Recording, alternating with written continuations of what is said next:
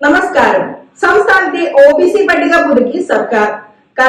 കല്ലൻ സമുദായങ്ങളെ കൂടി OBC പട്ടികയിൽ ഉൾപ്പെടുത്താൻ സർക്കാർ തീരുമാനിച്ചു. ഇന്ന് ചേർന്ന മന്ത്രിസഭാ യോഗത്തിലാണ് ഇത് സംബന്ധിച്ച് തീരുമാനമെടുത്തത്. 2015-2019 വർഷങ്ങളിലെ സ്പോർട്സ് ക്വാട്ട നിയമനത്തിനായുള്ള സെലക്ട് ലിസ്റ്റിൽ നിന്നും 249 കായിക താരങ്ങളെ വിവിധ വകുപ്പുകളിൽ വിവിധ തസ്തികകളിലേക്ക് നിയമിക്കുന്നതിന് മന്ത്രിസഭ അനുമതി നൽകിയിട്ടുണ്ട്. 2018 ഏഷ്യൻ ഗെയിംസിൽ മെഡൽ നേടിയ 5 പേർക്ക് പൊതുവിദ്യാഭ്യാസ വകുപ്പിൽ അസിസ്റ്റന്റ് സ്പോർട്സ് ഓർഗനൈസറായി നിയമനം നൽകിയിട്ടുള്ളതിനാൽ 2020 മുതൽ 2024 വരെയുള്ള 250 ഒഴിവുകളിലേക്ക് വിജ്ഞാപനം പുറപ്പെടുവിക്കുമ്പോൾ 5 ഒഴിവുകൾ കുറയ്ക്കുകയും ചെയ്തു. 2018 പ്രളയക്കെടുതിയിൽ കണ്ണൂർ ഇരിട്ടി താലൂക്ക് വിളമല വില്ലേജിലെ പായം ഗ്രാമപഞ്ചായത്തിൽ വീട് പൂർണ്ണമായും നഷ്ടപ്പെട്ട പുറമ്പോക്ക് നിവാസികളുടെ പുനരധിവാസത്തിന് 0.4047 ഹെക്ടർ ഭൂമി നിരപ്പാക്കി വീട് നിർമ്മാണത്തിനൊരുക്കിയ ഇനത്തിൽ 8,76,000 രൂപ മുഖ്യമന്ത്രിയുടെ ദുരിതാശ്വാസ നിധിയിൽ നിന്ന് അനുവദിക്കാനും തീരുമാനിച്ചിട്ടുണ്ട്.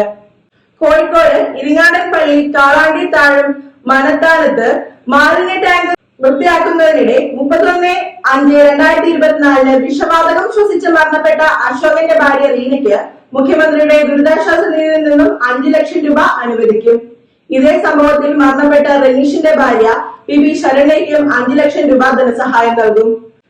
കൊല്ലം തഴുത്തല വില്ലേജിൽ അനീസ് മുഹമ്മദിന്റെ 2 മക്കളും മാടച്ചിറ പഞ്ചായത്ത് കുളത്തിൽ വീണ് മരണപ്പെട്ടതിനാൽ കുടുംബത്തിന്റെ സാമ്പത്തിക ബലാധീനത കണക്കിലെടുത്ത് അനീസ് മുഹമ്മദിന് മുഖ്യമന്ത്രിയുടെ ദുരിതാശ്വാസ നിധിയിൽ നിന്നും 2 ലക്ഷം രൂപ അനുവദിക്കും.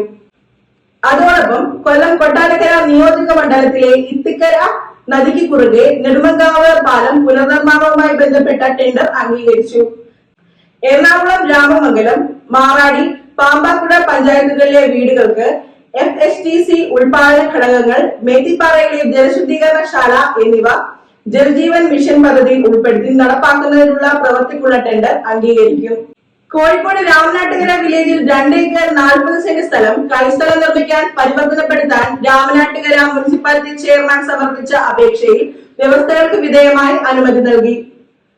1944 പബ്ലിക് ഡെപ്റ്റ് ആക്ട് റദ്ദു ചെയ്യുന്നതിന്റെ ഭാഗമായി 2006 ഗവൺമെന്റ് സെക്യൂരിറ്റീസ് ആക്ടിൽ ആവശ്യമായ ഭേദഗതി വരുത്തുവാൻ അടിയന്തര നടപടി സ്വീകരിക്കുന്നതിന് ഭരണഘടനയിലെ 252 അനുച്ഛേദന പ്രകാരം കേന്ദ്ര സർക്കാരിനോട് അഭ്യർത്ഥിക്കുന്നതിന് നിയമസഭയിൽ പ്രമേയം അവതരിപ്പിക്കും.